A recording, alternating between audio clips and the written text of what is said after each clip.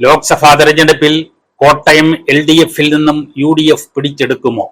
കഴിഞ്ഞ തവണ UDF സ്ഥാനാർത്ഥിയായി മത്സരിച്ച് വിജയിച്ച തോമസ് ചാഴിക്കാടൻ ഇത്തവണ വേഷം മാറി LDF സ്ഥാനാർത്ഥിയായി നിൽക്കുമ്പോൾ പച്ചപിടിക്കുമോ? ഇതിനുള്ള ഉത്തരമാണ് കോട്ടയം മണ്ഡലത്തിനുള്ളിലും പുറത്തും ചർച്ചയാവുന്നത്. കഴിഞ്ഞ ലോക്സഭാ തെരഞ്ഞെടുപ്പിൽ ഒറ്റ സീറ്റിൽ വിജയിച്ച LDF-ന് കേരള കോൺഗ്രസിന്റെ മുന്നണി മാറ്റത്തിലൂടെയാണ് ഒരംഗത്തെ കൂടി കിട്ടിയത്, തോമസ് ചാഴിക്കാടനെ. എന്നാൽ LDF-ലൂടെ സീറ്റ് നിലനിർത്താൻ ചാഴിക്കാടന് സാധിക്കുമോ? കേരള കോൺഗ്രസ് ജോസഫ് ഗ്രൂപ്പിൽ മടങ്ങിയെത്തിയ ഫ്രാൻസിസ് ജോർജിനെ ഇറക്കിയാണ് UDF കോട്ടയത്ത് കനത്ത പോരാട്ടം കാഴ്ചവെക്കുന്നത്. കാലുമാറ്റക്കാരനാണ് ഫ്രാൻസിസ് എന്ന LDF പ്രചാരണം തുടക്കത്തിൽ ഉണ്ടായിരുന്നെങ്കിലും അത് മറികടന്നിട്ടുണ്ട്. കേരള കോൺഗ്രസ് എമ്മിന്റെ വത്തിക്കാനായ കോട്ടയം നഷ്ടപ്പെട്ടാൽ LDF-ൽ അവർക്കുള്ള പിടി അയയാതിരിക്കില്ല. ജോസ് കെ മാണിക്ക് പാലയിലുണ്ടായ പരാജയത്തിന്റെ കയ്പ് ഇനിയും മാറിയിട്ടുമില്ല. അതിനാൽ ജീവൻ മരണ പോരാട്ടമാണ് ചാഴിക്കാടനെ മുന്നിൽ നിർത്തി കേരള കോൺഗ്രസ് നടത്തുന്നത്. ഇടത് സ്ഥാനാർത്ഥിയായ ചാഴിക്കാടൻ നേരിടുന്നത് പലവിധ വെല്ലുവിളികളാണ്. മണ്ഡലത്തിലെ 7 നിയമസഭാ മണ്ഡലങ്ങളിൽ 5ഉം UDF-ന്റെ കൈവശമാണെന്നത് തന്നെ മണ്ഡലത്തിന്റെ അടിത്തറ എന്തെന്ന് വ്യക്തമാക്കുന്നു.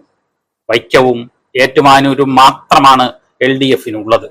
കൂടാതെ ക്രൈസ്തവ നായർ വിഭാഗങ്ങളുടെ അതൃപ്തിയും ചാഴിക്കാടനുണ്ട്.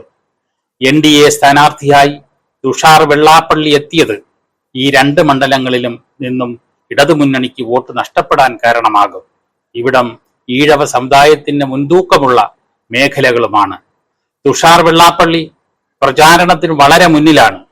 കഴിഞ്ഞ തവണ PC തോമസ് നേടിയ 1.5 ലക്ഷം വോട്ട് മറികടക്കേണ്ടത് തുഷാറിന്റെ അഭിമാന പ്രശ്നമാണ്.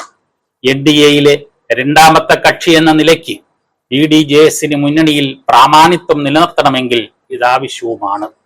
ഇരു മുന്നണികളിൽ നിന്നും വോട്ടുകൾ തുഷാർ നേടും. അതിനുള്ള അടിയൊഴുക്കുകൾ ശക്തവുമാണ്. അതിൽ കൂടുതലും ഇടതുപക്ഷത്തെ പിന്തുണയ്ക്കുന്ന സ്ഥലങ്ങളായ വൈക്കം, ഏറ്റുമാനൂർ പ്രദേശങ്ങളിൽ നിന്നുമായിരിക്കുമെന്നതാണ് ചാഴിക്കാടന് ഭീഷണിയാകുന്നത്. കോൺഗ്രസിന് ശക്തമായ വേരോട്ടമുള്ള മണ്ഡലമാണ് കോട്ടയം. ഉമ്മൻചാണ്ടിയുടെ സ്വന്തം നാട്ടിൽ അദ്ദേഹത്തിന്റെ സ്മരണകൾ ചൂടുമാറാതെ നിലനിൽക്കുന്നു എന്നതിനാൽ തന്നെ അത് UDF-ന് അനുകൂലമാകാതിരിക്കില്ല.